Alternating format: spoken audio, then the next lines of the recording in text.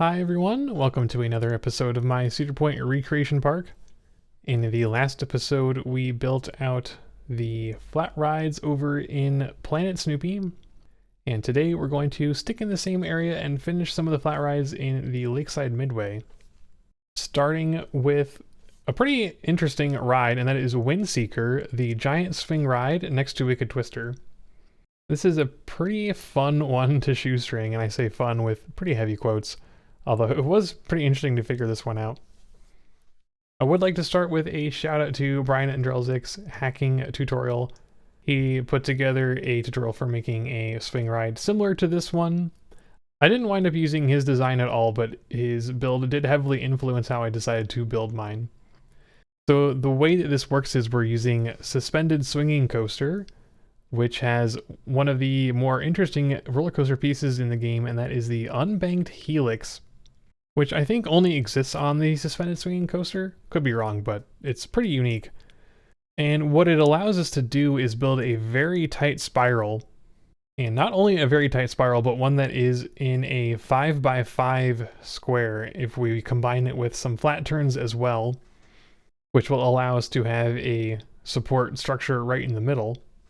And we can build a spiral going up and a spiral going down without the track merging into itself until we get to the top and bottom, which is really cool.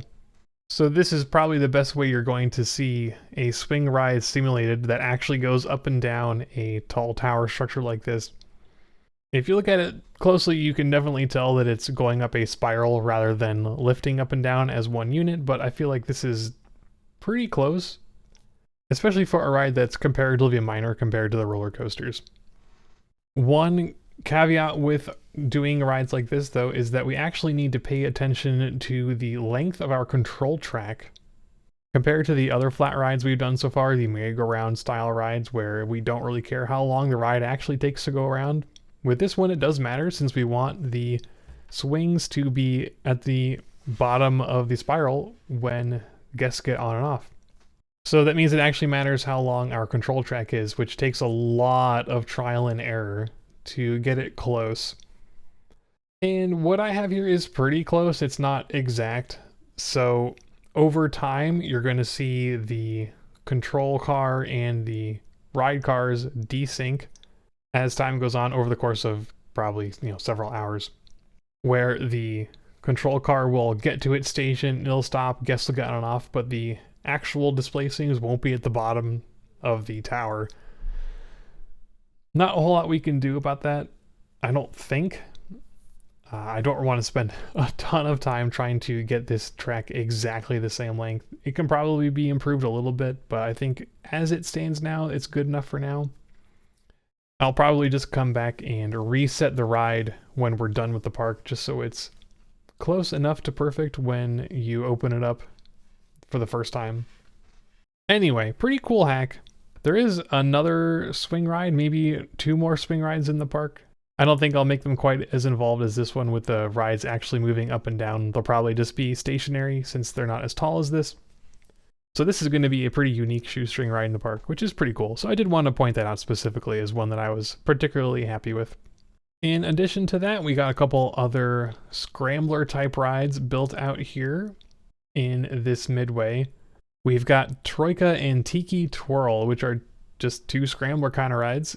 A little bit different from the carousels we've built so far in as much as they have the trains split up even further.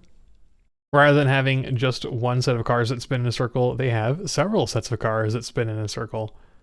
Nothing else particularly interesting about them. You just have to split your ride track up a couple extra times compared to normal.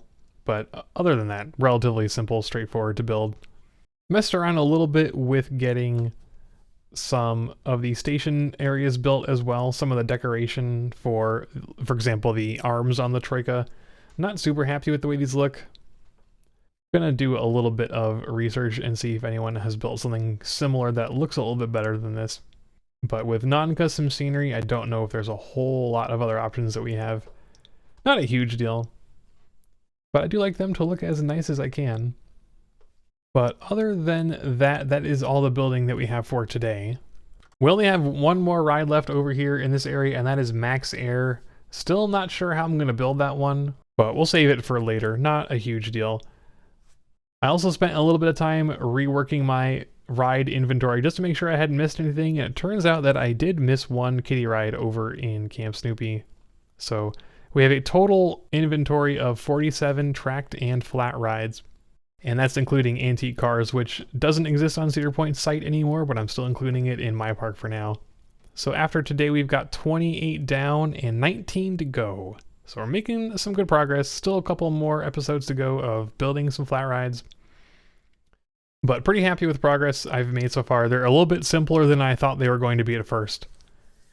From watching some of those hacking tutorials, I thought it was going to be pretty complicated to get some of these rides done, but with the Ride Vehicle Editor plugin, it has made things a lot easier with getting all of your cars aligned correctly and spaced out right so everything looks nice. So I don't think the rides that we have left are going to be too terribly complicated.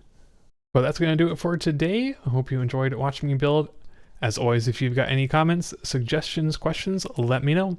Thanks for watching.